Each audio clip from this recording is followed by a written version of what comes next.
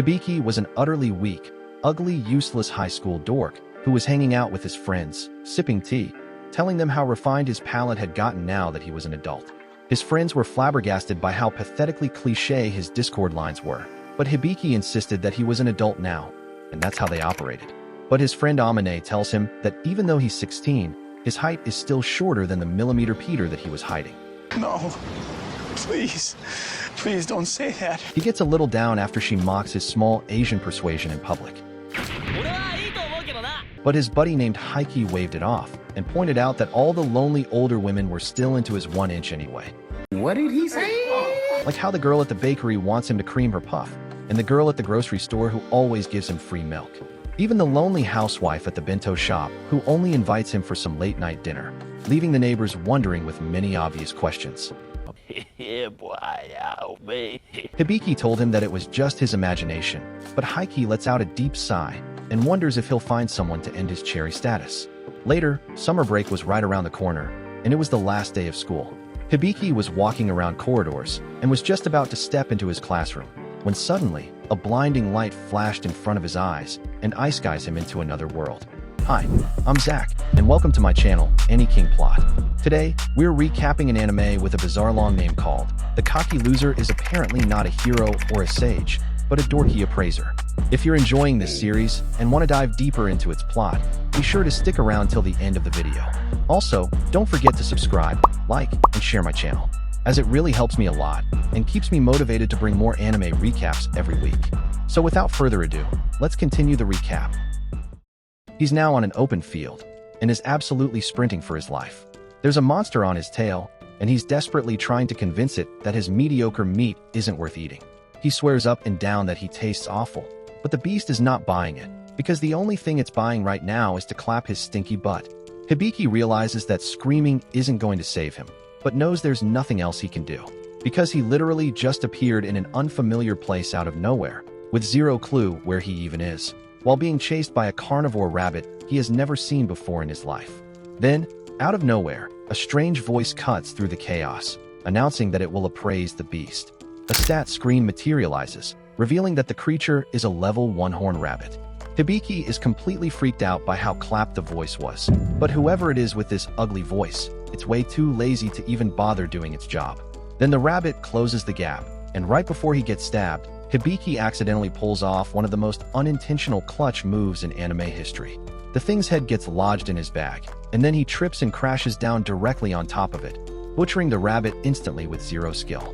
Meanwhile, somewhere else in the woods, a hot elf with World War II cannons at her disposal. What do you mean by that?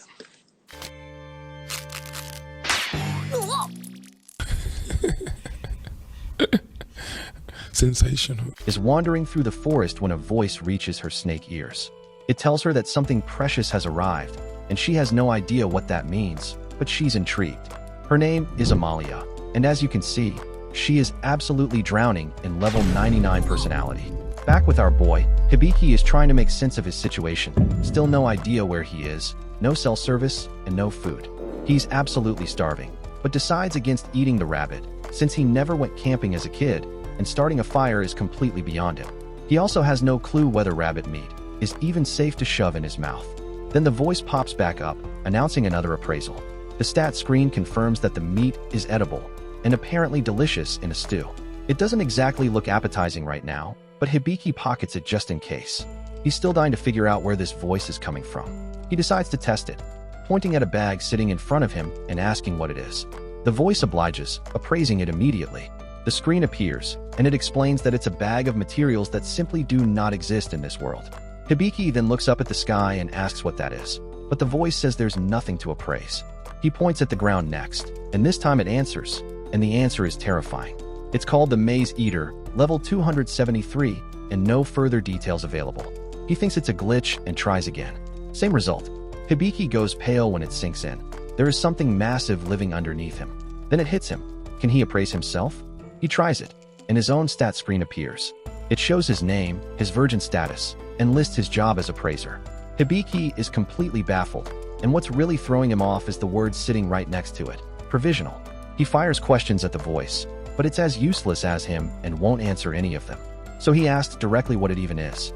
Finally, It replies and explains that she is his status support, but she cannot answer questions relating to personal information. Hibiki checks his status screen and sees a whole pile of skills he knows nothing about, so he starts running through them one by one. The first one is called Expert Eye, and for just a moment, his voice wakes up and convinces him he's about to become a top 3 Ice Guy protagonist. He activates it, and absolutely nothing happens. Fortunately, nobody was around to witness that. Back to zero. He asks the system if there's some kind of tutorial he can use, and it tells him the tutorial is already running. Hibiki has no idea what that means, and honestly, he just lets it go. Next up, World Map. He's half expecting something enormous, but the map is tiny. Not exactly what he pictured, but piecing it together, the lines seem to be tracing the path he took while fleeing the rabbit. And based on what he's looking at, he's been walking in circles this entire time. Brutal, but at least now he won't keep making the same mistake. After some wandering, Hibiki finally spots a road, and his mood lifts immediately. First one he's seen since arriving, and it means he's getting out of these grasslands. But he loses his footing and faceplants straight into the brick. The system pops up to inform him that he's earned a title. He braces himself, and it says he's the castaway of Ice Guy. Before he can even react, a growling noise cuts through the air and a new monster appears. This one is on a completely different level of terrifying. Hibiki thinks he's absolutely cooked. But then, the thing takes an arrow to the head, and the one who fired that shot is the best milkers of this show. He thanks her for the save, and she brushes it off like it was nothing. She introduces herself as Amalia, and Hibiki can't stop staring at her for 2 very valid reasons. She asks him if he's lost in thought. He slowly puts it together, and realizes she must be an elf. Amalia confirms it, and Hibiki's brain immediately jumps to asking if she's cosplaying. She has absolutely no idea what that word means, and it becomes very clear that his single brain cell has not yet grasped the reality of the situation. She asks what he was doing inside a maze eater. Hibiki still has no clue what that is, so Amalia breaks it down. A maze eater is a monster that disguises itself as an ordinary grassland. It doesn't come after its target directly, but keeps it wandering in circles until it sucks all the energy out of it like a succubus, and then comes to engulf it whole. Hibiki is genuinely shaken in his pants, realizing he just came close to dying a virgin again. Amalia scoops him up and tells him not to worry, he's safe now. She even compliments him, saying he's pretty impressive for a pipsqueak. She guesses he's around 10 years old and suddenly pulls him into her massive mommy milkers. Hibiki tells her he's 16. She stares and absolutely cannot believe that this tiny 1-incher is already an adult. While she's trying to recover from the shock, Hibiki quietly appraises her. But the most jaw-dropping detail he finds is that she's 56 years old. He absolutely did not see that coming, not after coming from the best cushions this world has to offer. Hibiki immediately asks how old she thinks he is, because grabbing a random teenager by one of the world's legendary wonders is weird no matter how you frame it. The two end up camping together for the night. Amalia apologizes, because Hibiki is clearly still stinging from being called a child, and he, for many obvious reasons, says it genuinely didn't bother him, because apparently, his single brain cell has finally comprehended the situation and found that 16 counts as a legal adult in this world. After sharing the meal she cooked, Hibiki asks where exactly they are. Amalia is thrown by the question, but eventually explains that this is the kingdom of Haberatia. He tells her he's from a place called Japan. She's never heard of it. And just like that, it fully clicks. Hibiki is really in another world. She can sense the weight of that hitting him, and tells him not to worry. She'll take him to the city the next morning. When it's time to sleep, Amalia casts an air alarm barrier to alert her if anything dangerous gets too close. But Hibiki had already passed out before she even finished casting. She's taken aback by how much he trusts her, considering they literally just met. His clothes are unlike anything she's ever seen, and there's something about him she can't quite pin down. She becomes more and more certain that he's the precious thing the voice told her about. After a while, Hibiki suddenly wakes up because something hard smacks him right in the face. He rolls over to see what hit him. Turns out it was a button that got launched into orbit from Amalia's World War II cannons. Some guys have all the luck. He sits on a nearby rock and digs back into her plots. Sorry, I meant into his stats, and asks the system what an appraiser actually is. When it doesn't give any response, he goes back to sleep. The next morning, Amalia wakes up and gets an immediate shock. Because her ballistic missiles has been wide open. She wondered if Hibiki was playing the salty biscuit game during the night. When right at that moment, Hibiki also wakes up, she spins away in embarrassment. He figures out the predicament and pulls out the button that nailed him in the face. However, she immediately takes as proof that he salty biscuit her meat loaves without permission and punches him in the face.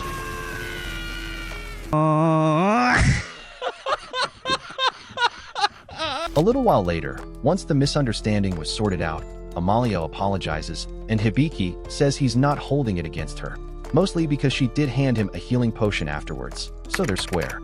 As they get moving, she explains that they're heading to a town called Lel. Once they're clear of this forest, it's only half a day's journey. Hibiki senses monsters in the trees, and she tells him not to worry as long as she's by his side, but she's genuinely surprised, because sensing nearby monsters isn't something just anyone can do. He explains it's coming from his world map skill. Amalia nearly loses it on the spot, because world map is a AAA rarity skill. Hibiki has no idea what that means, so she breaks it down. It is extraordinarily rare. She demands to know his job. He tells her, provisional appraiser. The word provisional makes her think it's a joke. He assures her he doesn't understand it either. Hibiki wonders what the big deal is. The map only shows him where he's been and flags people and monsters in his vicinity. Amalia is stunned. She cannot believe he doesn't realize how game-changing that is for survival. It's insanely useful. Any adventurer out there would give anything to have it. Then she's horrified all over again when Hibiki doesn't even seem to know what an adventurer is. He says of course he knows, and then immediately asks the support voice. It explains that an adventurer is a contractor belonging to the Adventurers Guild, whose primary work involves capturing and eliminating monsters and collecting materials. Amalia sighs and reminds herself of what she's already figured out. Hibiki is a clueless ignoramus with absolutely no common sense. She apologizes for forgetting that, which somehow makes it even more insulting. She clearly has no idea how much damage she's doing, so Hibiki asks her point-blank if she even has any friends. That lands. Amalia insists that she absolutely has friends. He tells her, well, she has one more now. She's completely caught off guard by that. Hibiki casually checks his map and spots a crystal horn rabbit nearby. Amalia freezes and demands to know exactly where it is. He doesn't see why it's such a big deal, until she explains that crystal horn rabbits are nothing like the regular kind. Their horns are incredibly difficult to obtain, and they can be used to brew cure-all potions, which are so rare they sell for 200 gold coins. They track it down soon after, and Hibiki appraises it. The little creature has a skill called escape. Amalia is ready to move in, but he stops her, pointing out that it also has a skill called detect presence. She isn't worried, because she has an ability that can suppress their sound and scent completely. Hibiki calls it impressive, but she fires it right back at him. His world map found a monster that's nearly impossible to detect on your own, and any party would be thrilled to have him. He pushes back, pointing out that he has a non-combat job. Amalia waves it off. That's what party members are for. Stay in the back line, focus on support, and keep out of harm's way. She starts to say that she'd like to form a party with him, then immediately takes it back when Hibiki doesn't catch it. She tells herself she doesn't need companions. She's not lonely or anything. She doesn't need friends. Her actions, however, are telling a very different story. She pictures landing the shot on the rabbit and looking incredibly cool in front of him. She locks in. She is getting that rabbit. Hibiki just figures she really likes money. She fires a full power shot straight at the rabbit, and it dodges it clean.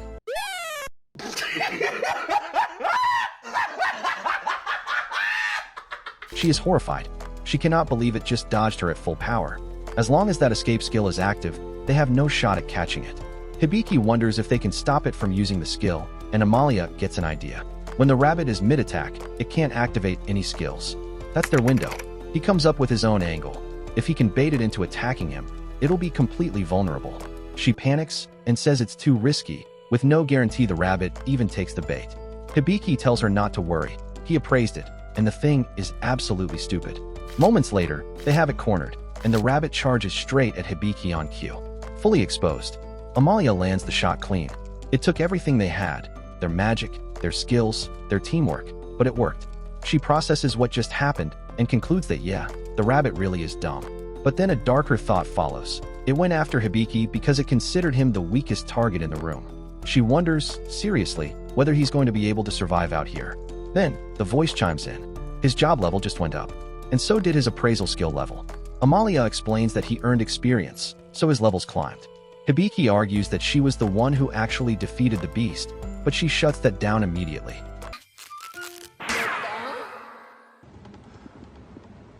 Lord have mercy. He used Appraiser to build a plan that played perfectly to her skills and magic. They did this together. That's a team win. Somewhere else entirely, an African god watches and is pleased. Hibiki has cleared his first task, but this is still only the tutorial. Over at the Adventurers Guild, a girl named Ivel has just wrapped up her registration. She tells the desk that she already has her first job locked in, and it's to find something very special. This concludes our recap of the video. Thanks for watching. Also, subscribe to the channel to receive weekly anime recaps. Goodbye for now, and I will see you in the next video.